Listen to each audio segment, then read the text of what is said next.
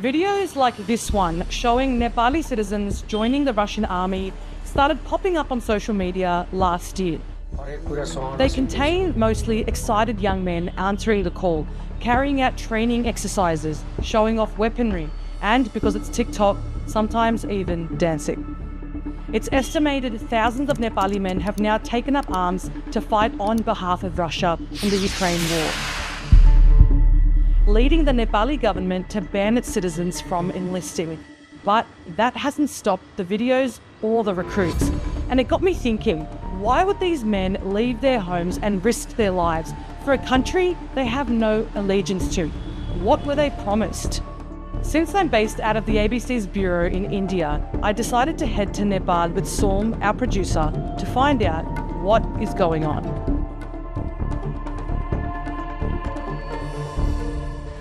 I'm in Nepal, where I've come to try to answer some crucial questions. Who are these people that are going over to Russia? What happens once they get there? How are they getting there? What are the legalities around this? I'm on my way to meet a woman who claims to know the answers to some of these questions. She lives in a small rural community, a couple of hours from the capital. Late last year, her only son went to fight for Russia. घरमै बस्ने हो मेरो नाम गंगा ढकाल हो अब हाम्रो पेशा त अब हामीले पढ्या छैन हामी त्यही यस्तै बस्तुकै भकारो सुतर घाँस यस्तै कृषि नै हो हामी. Her son's name is Siddharth and he's 22 years old. He grew up in this hill village nestled between the mountains. He wanted to go to Russia to pursue a university degree. अब एक्लो छोरा तिमी हुँदै जानु पर्दैन सबैलाई पुग्छ तिमीलाई नि पुग्छ किन जानु पर्यो अर्काले बिचार गरेर छोड्देला भोलि के हुन्छ कसो हुन्छ अर्का देशमा त अब हामीले देख्न पाउँदैन. Ganga tells me she borrowed around 900,000 Nepali rupees, about $10,000, from their farming cooperative and deposited it into the account associated with an immigration agent they knew. It was meant to cover expenses till Siddharth got a job, but when he got to Moscow, there was no agent and all that money his parents had taken a loan on was gone. यसरी अब दलालीले पैसा खाएर यस्तो बिचा पार्दे खान बस्न मलाई असिलो भयो पढ्न पनि पाइन अब के गर्ने होला त म पनि यहाँ भर्ना मिल्छ होला त भर्ना गरेर बस्नला भन्दा. The next time his parents heard from him was in this video. सबैजनालाई नमस्ते छ म चाहिँ यता रसियामा आएको 2 महिना पुरा भयो लगभग अनि मैले चाहिँ रसियामा आएर चाहिँ धेरै दुःख पाएँ मैले हामीलाई चाहिँ एउटा जंगली जनावरको रूपमा हेर्छन् हैन अनि त्यही नै हो अनि त्यहाँ चाहिँ धेरै गाह्रो छ हामीलाई सर्भाइभ गर्नको लागि त्यही हो अब कोही साथी मरिसके अब कोही साथी के भइसक्यो मेरो आफ्नै आको साथीहरु पनि. Siddharth has been captured by the Ukrainians and is being held as a prisoner of war. He's been contactless since then. अब के थाहा सर अब के गरिसके कसो गरिसके थाहा छैन अब मुसिरको 17 गतेदेखि मम्मी मलाई चाँडै उद्धार गर्नु भनेर त्यसरी भने यत्रा दिन बिते.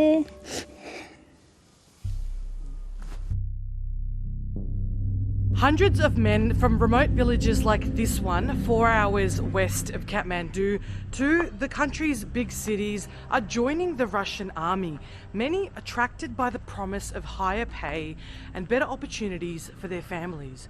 But their plans are ending in tragedy. These guys aren't just going missing or getting injured, they're also getting captured by Ukrainian forces and dying. Unlike Siddharth, Rajkumar Giri had intended to join the Russian army.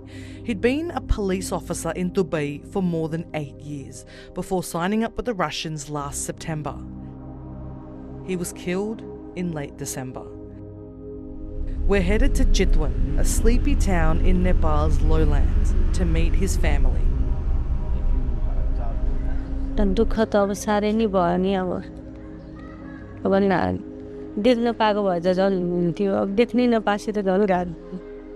Sharmila is devastated and angry. She was against her husband's plan to join the Russian army and even sent him around $5,000 so he could come back to Nepal from Dubai.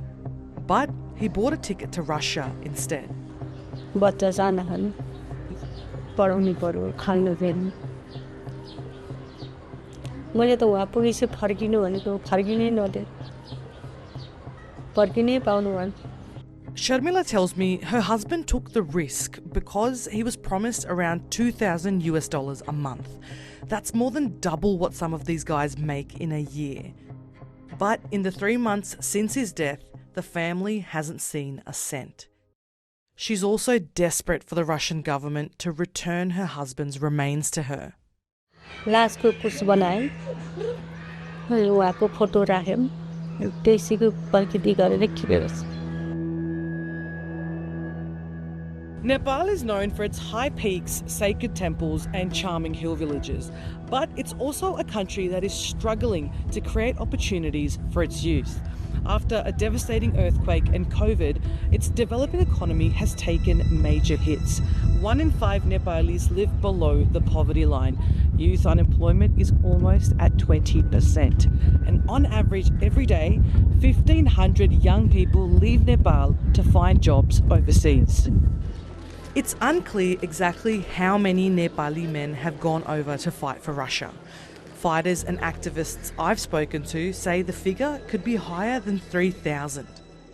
I've been given this confidential document that shows only 240 families have notified Nepal's foreign ministry of missing family members.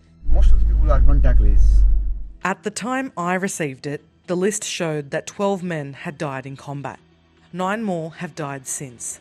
Close to half the list remains contactless. 6 have been captured as prisoners of war. 13 were hospitalised or injured. 3 are in the active war zone. 93 men were recently recruited, and just 10 are on their way back to Nepal. So far, we've been speaking to families of soldiers who are either missing, captured, or have died.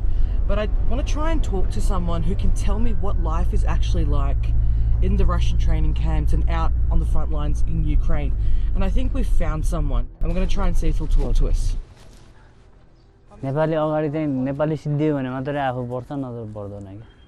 Krishna Bahadur Shai is one of the handful who've been able to make it out alive, but his wounds run deep. जंगलमा लग्यो 5 दिन firing गरायो पुरै हिउँमा अब जंगलमा हैन आफै तपाईको चाहिँ तपाईको माथि आफै छाएर केही अब तपाईको चाहिँ त्यहाँको जंगलमा फरेस्टहरु अब त्यस्तै काटेर के दाउराहरु काटेर बस्ने बनाउनु पर्ने के अब त्यहाँ त्यो बंकर जस्तो बनाएर माथि माटो साटो हालेर त्यसपछि हामीले चाहिँ त्यही गराएर 2 दिन त्यो बनाउन लागिहाल्यो 3 दिन फायरिङ गर्यो त्यसपछि हामीलाई चाहिँ युक्रेन लगिहाल्यो.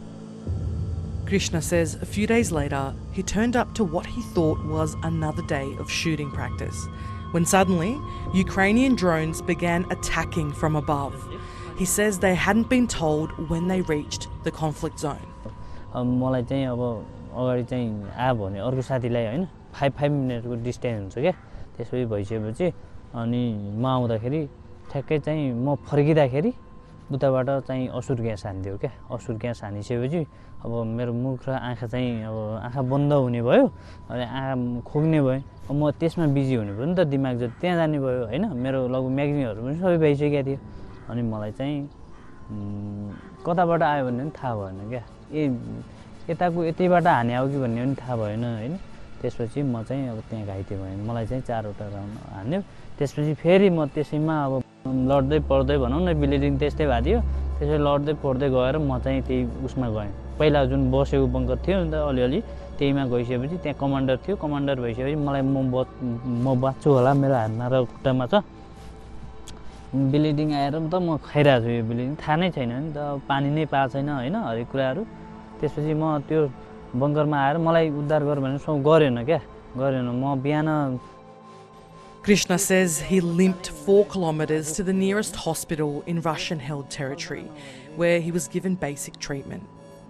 सुसाइड हान्नलाई म 2-3 चोटी राति सोचे हैन मेरो बुढीले तपाईको चाहिँ रातभर कन्ट्याक्ट केही गरिहाल्नुहुन्छ कि हैन नराम्रो काम गरियो यति मलाई चाहिँ उ गर्यो के उ गर्यो के तपाईको चाहिँ कन्भिन्स गर्यो के नगर्नु यो होस् तपाईले आउने प्रोसेस सबै म गर्छु हैन कहीँ रातिमा गरिहाल्नुहुन्छ कि भनेर रातभर कल गर्ने क्या गरेको आफै सुत्दै सुत्यो न क्या त्यो मान्छे अनि त्यसपछि कन्फ्युजन गर्यो. That meant bribing the same network of people who had tricked Krishna into enlisting in the Russian army in the first place, including taxi drivers, consular officials, and local police. He spent a total of $20,000, but was able to get back to Kathmandu by late January. He's been going to this hospital for physiotherapy ever since. त्यो आगोले पोल्ले जस्तो हुन्छ कि त्यो सुईले घोपे जस्तो हुन्छ नि त्यस्तै हुन्छ कि अब त्यो छराहरू यहाँ भित्रै छ तानेकै छैन कोही के यस्तो भर्दा गोल्छ कि अब के हुन्छ खै. In January, Nepal's government banned its citizens from going to Russia or Ukraine for work to stop them from enlisting. But investigations by Nepali authorities have revealed an organised syndicate of agents who helped traffic these men into the countries anyway. 19 people, including one woman, have been arrested so far. Some of them found with large amounts of cash, several passports and false documentation. Agents, consular office, even our, the police also sometimes, in bureaucratic process, they will get some sort of money. So this is how the scam works. An agent or recruiter approaches you with some kind of job or education opportunity in Russia. They say they'll look after everything. All you need to do is deposit tens of thousands of dollars into their nominated bank account. A travel agent gets you into a city like Dubai or Kuala Lumpur, places where it's fairly easy for Nepalis to get a tourist visa. Then, an intermediary prepares false documents and books your next leg to Russia. And once you get there, the agents change their initial offer and present you with an opportunity to join the Russian army. NP Saud was Nepal's foreign minister till earlier this month. He says he's been in regular contact with his Russian counterpart about the issue.